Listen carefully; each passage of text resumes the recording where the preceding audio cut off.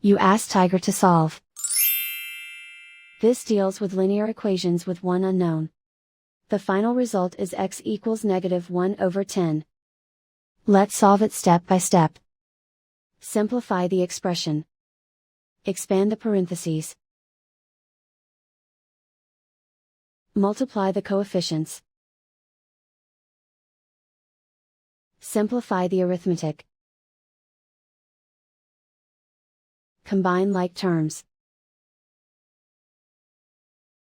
Group all constants on the right side of the equation. Subtract 15 from both sides. Simplify the arithmetic.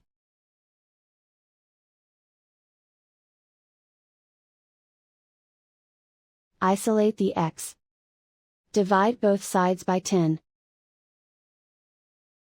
Simplify the fraction. And so the final result is x equals -1/10.